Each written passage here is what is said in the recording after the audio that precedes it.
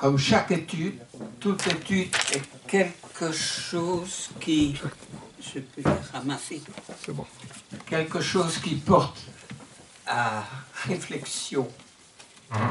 Et je ne veux pas prêcher comme un orateur.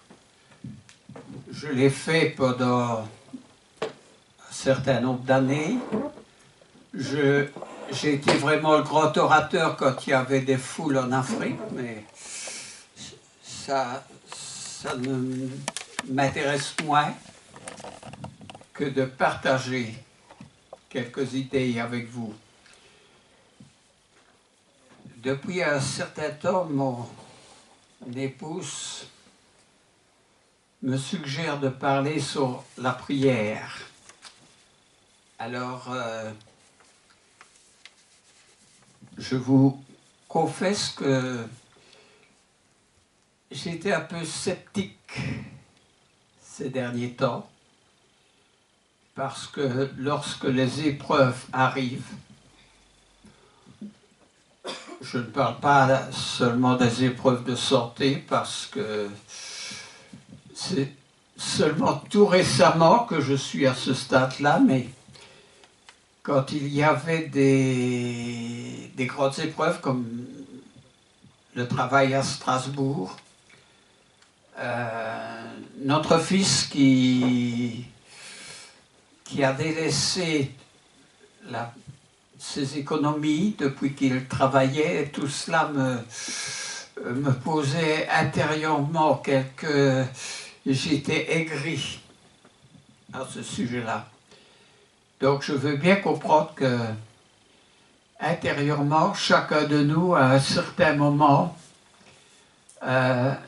notre zèle soit un peu mis dans une boîte et que nous n'ayons plus la même vigueur. Déjà, quand nous travaillons à l'âge de 30 ans, nous avons beaucoup de force, beaucoup de vigueur, et après 50 ans et encore plus après 60, nous travaillons par habitude,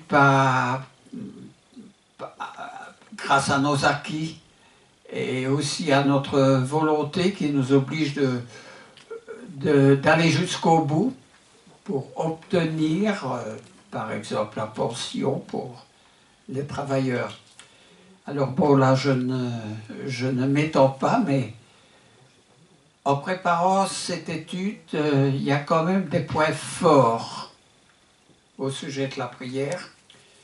J'ai un gros classeur qui pèse au moins 2 kilos avec tout ce qui concerne la prière. Pour la simple raison que pendant toute ma vie, j'ai tout accumulé. Les feuilles, les articles, les livres aussi qui sont vendus dans les librairies évangéliques. Alors j'ai tout mis ensemble et vraiment il y a là pour s'entretenir pendant des heures. Mais j'ai trouvé 2 choses en allant dans ce cartable intéressant. Le premier, c'était un livre qui s'adressait aux parents, leur donnant au moins une dizaine de raisons développées sur ce qu'ils devaient apprendre aux enfants sur la prière. Ah ben oui, parce que dans l'Ancien Testament, il y a des obligations que les parents ont la charge dans l'éducation de leurs enfants. Et dans l'éducation de leurs enfants, il n'y a pas seulement le fait de dire merci quand on reçoit quelque chose, ou bien s'il vous plaît, mais il y a aussi dans l'ordre du religieux des choses qu'il convient d'apprendre aux enfants et de faire en sorte que, parce qu'il n'y a pas seulement les enfants, mais il y a notre responsabilité est engagée à partir du moment où nous avons connu notre épouse, et vous comprenez quand je dis connu notre épouse, c'est que nous avons obéi à notre nature et aussi à la volonté de Dieu qui est de croître et de multiplier. Alors, ça c'est une charge. Et il y a des raisons pour toutes les étapes de la vie.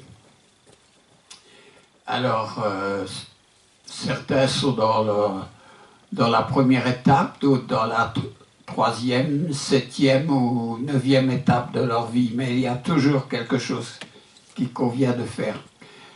Alors la seconde chose qui m'a interpellé dans ce cartable qui contient tout et n'importe quoi sur le sujet, c'est les réponses que Dieu a données à la prière.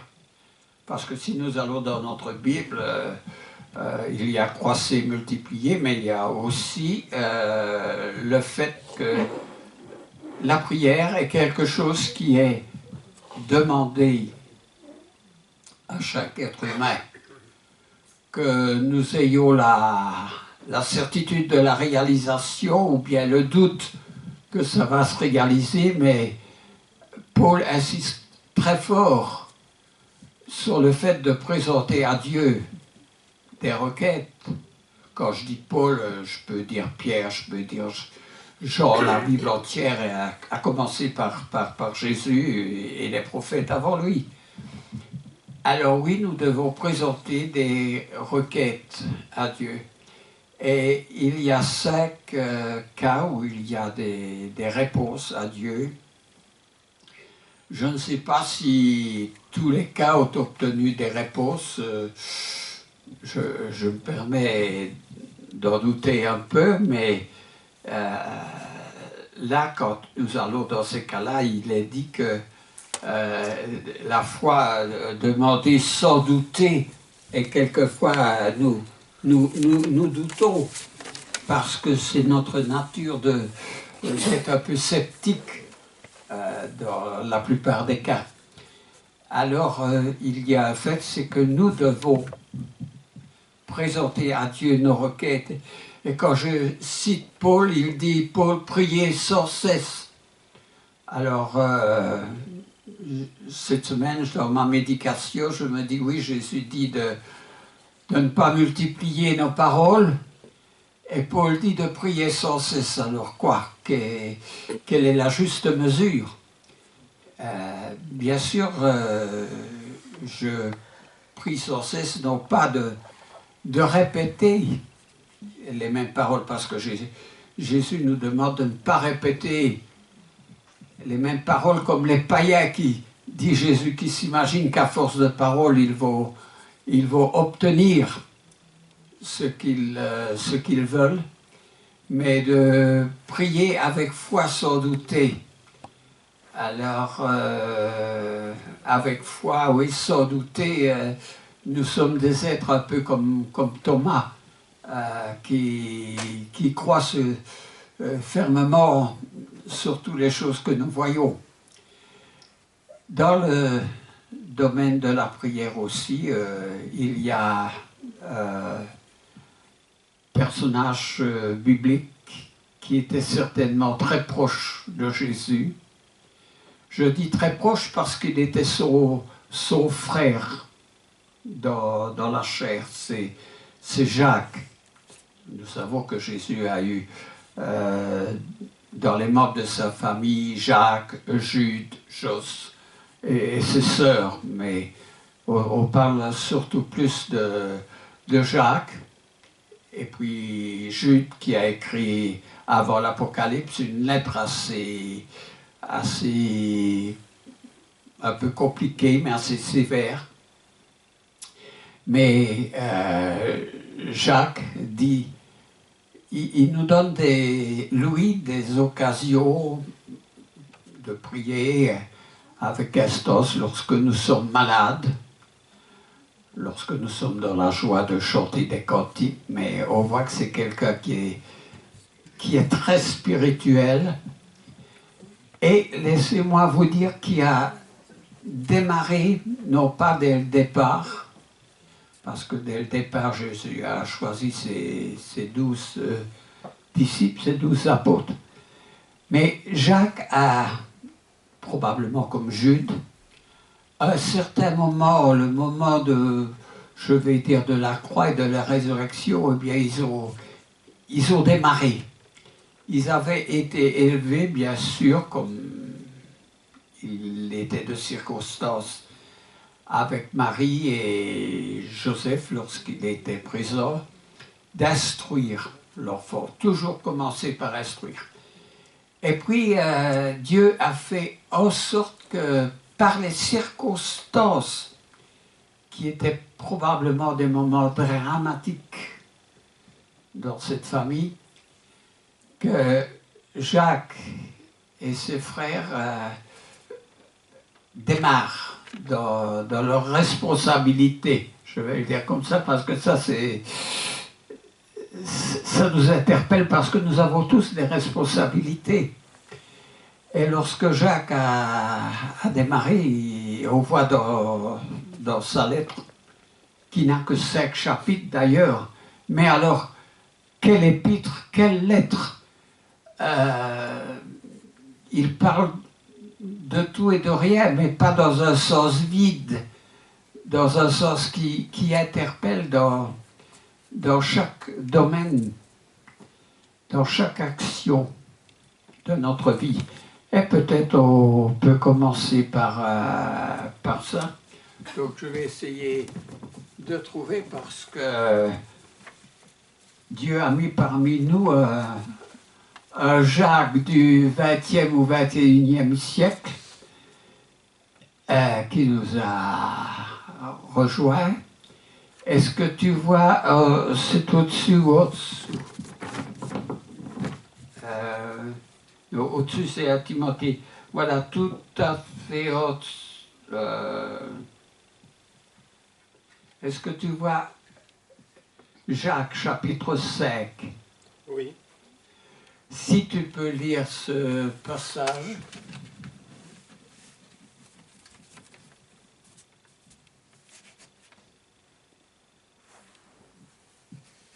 Chapitre 5 Oui. de Jacques, verset 16 à 18. Oui. Avouez-vous... Tu peux pas aller dans le micro? Ah, merci. Avouez...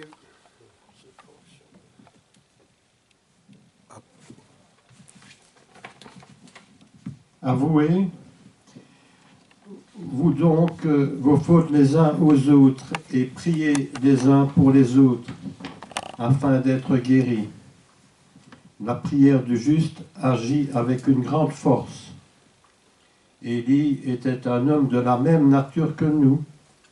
Il a prié avec insistance pour qu'il ne pleuve pas et il n'est pas tombé de pluie sur la terre pendant 3 ans et 6 mois. Puis il a de nouveau prié et le ciel a donné de la pluie et la terre a produit son fruit. Bien. Alors, Jacques dit la prière du juste. Première chose, nous allons nous dire, mais moi je ne suis pas juste. Donc je ne peux pas me comparer, je ne suis pas inclus dans cette exhortation. Le juste, dans cet passage, nous interpelle, mais veut dire quelqu'un qui est justifié. Forcément, s'il n'est pas justifié, il reste injuste. On est justifié par le sang de Jésus. Donc, lorsque on est à Christ, lorsqu'on est en Christ, on est considéré comme juste. La prière du juste. Donc ça nous met déjà en confiance, ça nous donne le feu vert à une grotte efficace. Une grotte efficace.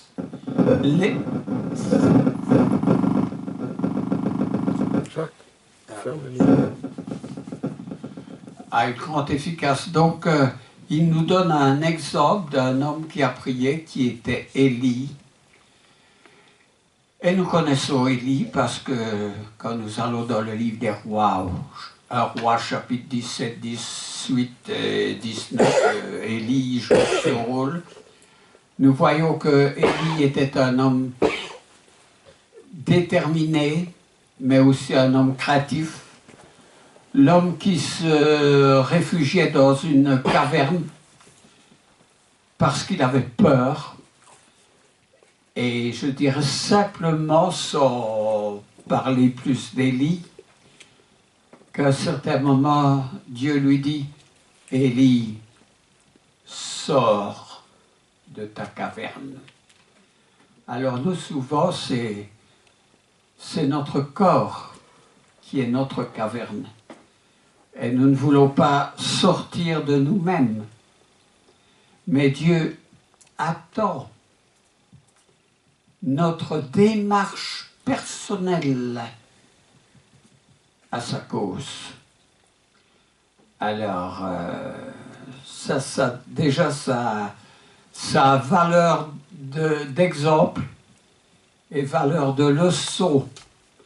D'ailleurs, si c'est inclus dans les Saintes Écritures depuis l'époque d'Élie, on peut dire qu'il y a 2500 ans d'ici, c'est qu'il y a la raison d'être de la part du Seigneur. Que cela soit porté à notre connaissance aujourd'hui. Il y a un deuxième passage qui est un passage fort. Ce que tu vois tout au-dessus, Jacques, à Timothée, chapitre 2. Oui. Si tu peux lire verset 1 à 8.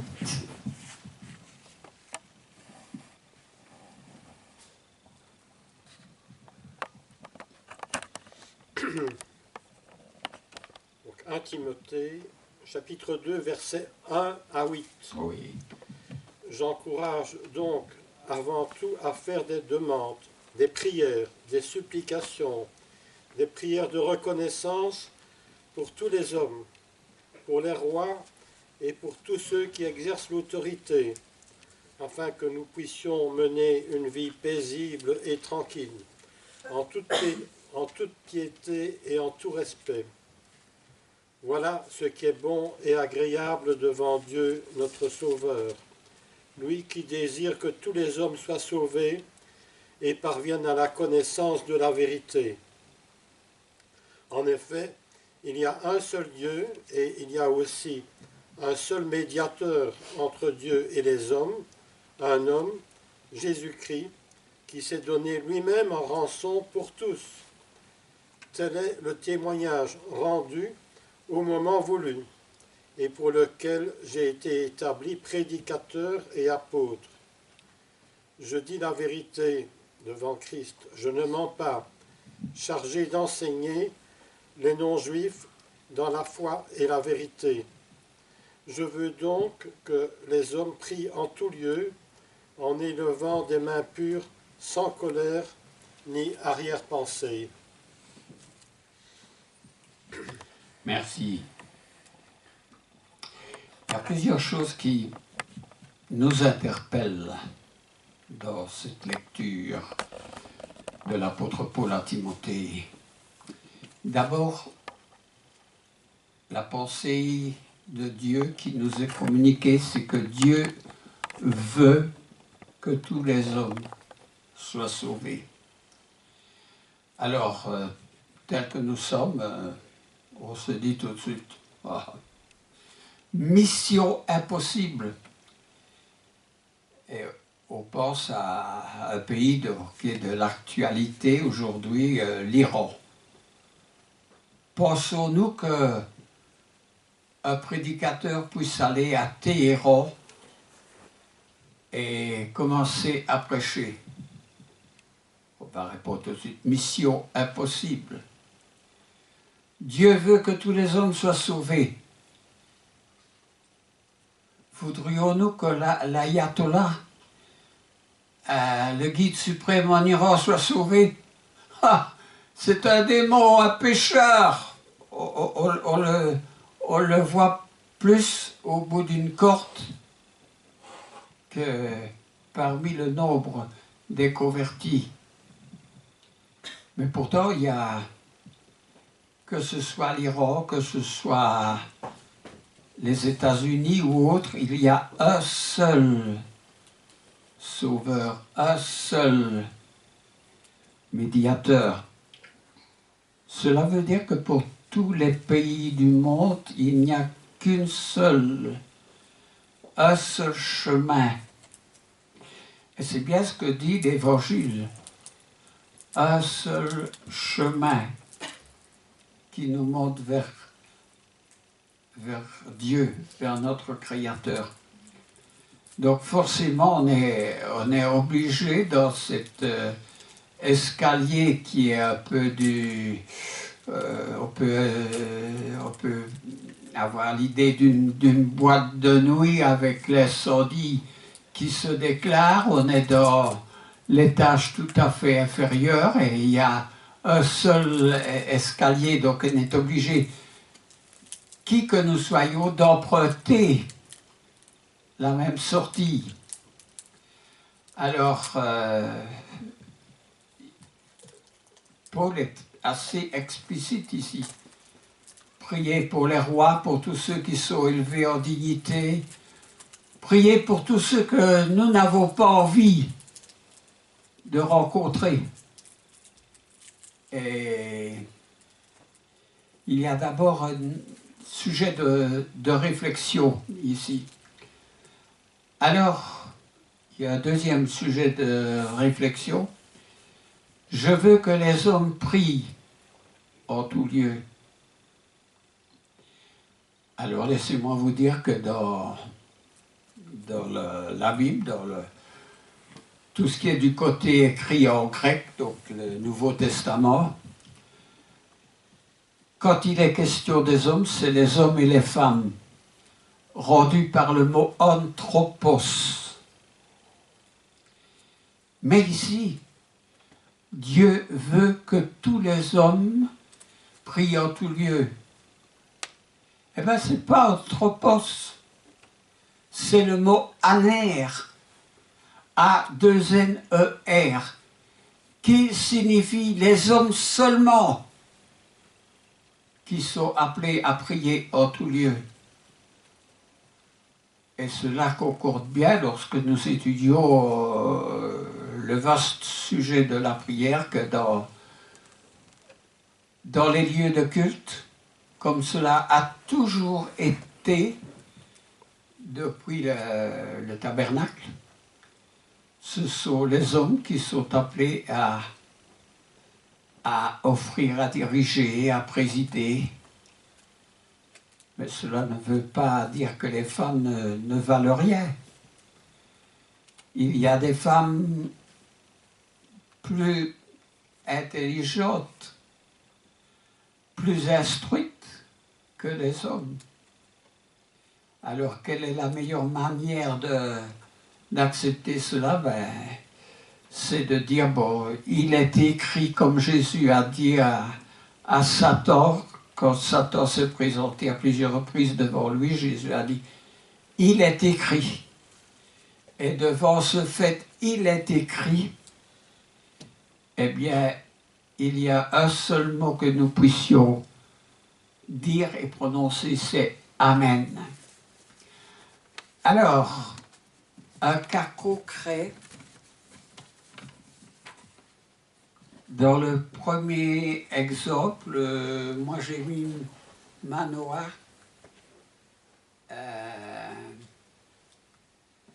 Il s'agit de Samson. Est-ce que j'ai noté le passage, Jacques? Oui, tu as noté. Peut-être, non.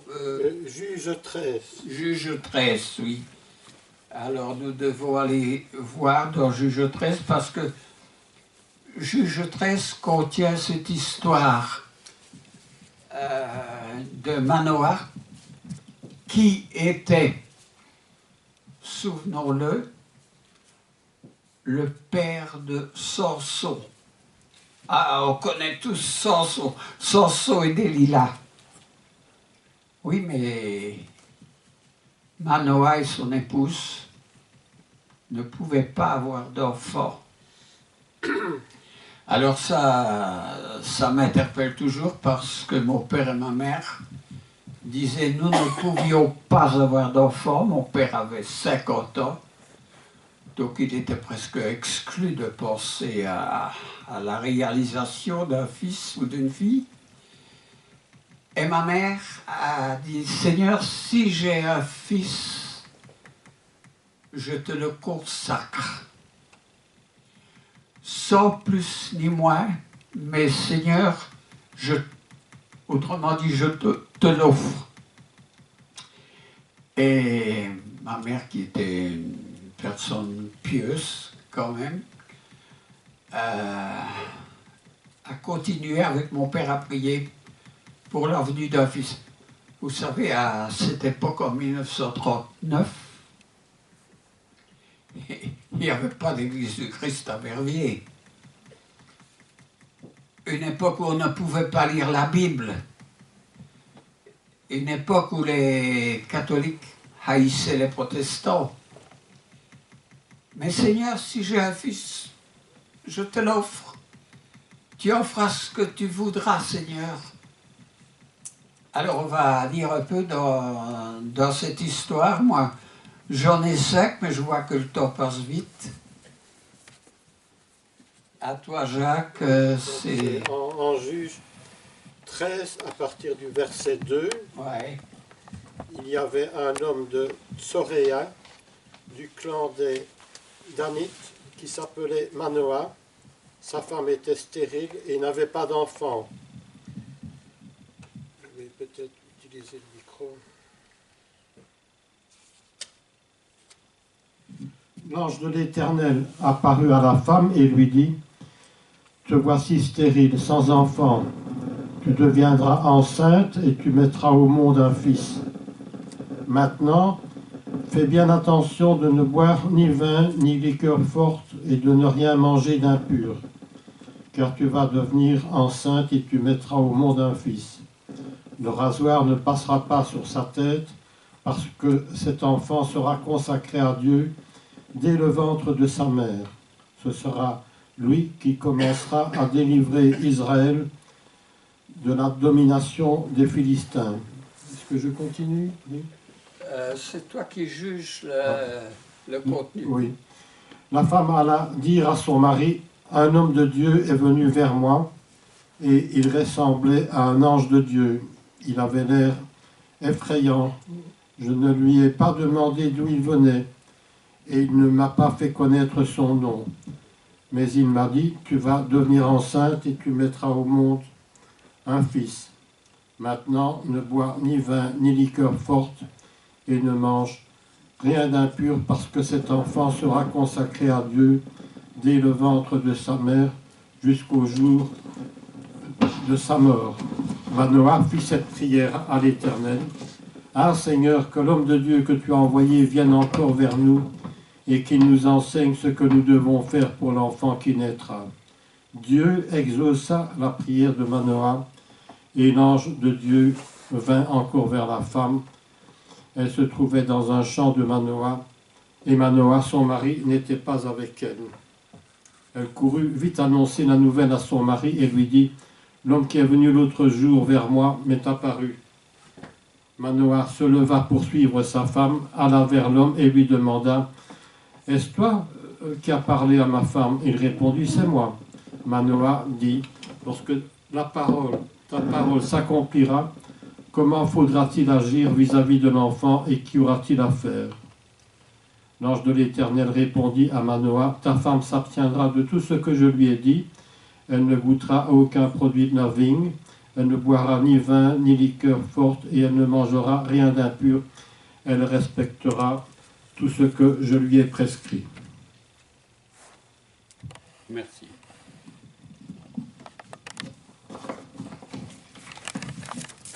Là, nous voyons le respect à Dieu, le respect de la volonté divine, et aussi celui qui accomplit toutes choses, c'est Dieu. Je ne sais pas si dans leur souhait d'avoir un enfant, ils avaient vraiment cette assurance que Dieu allait agir. Mais ils ont confié à Dieu, et Dieu avait une mission qui était déterminée pour Samson dans un environnement, dans une ère qui était tout à fait différente de la nôtre. Et nous avons plusieurs exemples dans notre Bible où des personnes qui physiquement semblaient ne pas être en condition pour avoir famille, mais dont Dieu avait déterminé le futur. Et nous pensons surtout aussi à l'exemple d'Abraham et Sarah, où Dieu a voulu qu'ils aient la patience à la réalisation de leur prière. Souvent, Abraham a voulu forcer Dieu en allant vers Agar, vers la servante, pour faire lui-même la réalisation de ce que Dieu avait par l'ange dit à Abraham. Mais il fallait laisser faire Dieu. Au moment où il l'avait déterminé et au moment où il convenait à Dieu d'accomplir sa promesse. On a attendu longtemps avant la venue du Christ, mais c'est à un certain moment que Dieu avait choisi pour la venue du Rédempteur. Quand Daniel a prié à l'ange d'envoyer du secours dans une autre époque de la Bible où il y avait le roi Nabuchodonosor, eh bien, le secours est venu beaucoup plus tard, mais l'ange a dit il fallait que tu attendes. Dieu était occupé à autre chose. Et cela nous apprend, comme l'entièreté du livre de Job, que nous devons avoir la patience. Mais lorsque la chose arrive, il faut prendre la chose à cœur. Et pour la venue d'un enfant, mes parents, on leur a même parlé d'une église du Christ aux États-Unis, malgré le fait que mon père avait vécu aux États-Unis, ça n'aurait rien signifié. Au moment voulu, dans les circonstances adéquates et voulues, Dieu détermine et choisit. Alors, je ne sais pas, dites-moi l'heure qu'il est. Il est moins 12. 12h moins 12. Moins 10. Moins 10, bon. Plus ou moins. Oui. Il y a peut-être tout dernier, je devrais arrêter là, bien sûr, mais il y a un tout dernier passage qui est dans Acte 10. Attends, j'arrive. Ouais. Je n'ai pas besoin des feuilles encore. Acte 10 à Corneille. Quand l'apôtre Paul et quand l'apôtre Pierre s'est rendu dans la maison de Corneille, eh bien, il dit C'est Acte 10, 31. voilà, on va laisser ce dernier exemple, malgré qu'il y en a beaucoup, beaucoup dans toute la parole de Dieu.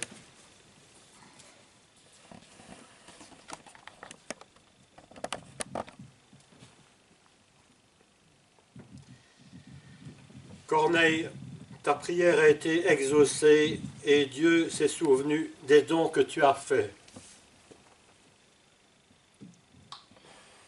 Dieu s'est souvenu. Eh bien, priez pour quelque chose qui n'est pas une futilité. Et Dieu s'en souviendra. Mais il faut avoir la confiance. Il faut que Dieu donne son approbation à ce que nous demandons. Il faut la persévérance dans notre spiritualité avec tout ce qu'elle englobe, notre soumission à Dieu, mais surtout notre confiance. Et ça, ce n'est pas gagné. Parce que nous prenons le cas de 10 mariages ou de 10 baptêmes. À l'arrivée, ce sera un peu comme je l'ai toujours connu dans mes cours du soir, on est entre 20 et 30 au mois de septembre. Et au mois de mars-avril, on n'est plus que la moitié. Et à la fin, il y en a peut-être un tiers, c'est-à-dire 10 sur les 30, qui passent dans la classe suivante. Alors, la balle est dans notre camp. Et allons-y, tenons-nous bien. Parce que si l'un de nous défaille, si l'un de nous tombe, si moi je rate une marche, eh bien heureusement qu'il y a quelqu'un qui est là et me tient par le bras. Sinon je tombe tout à fait allongé. Et prions les uns pour les autres, comme dit Jacques. Que Dieu soit attentif à nos prières. Amen. Amen. Amen.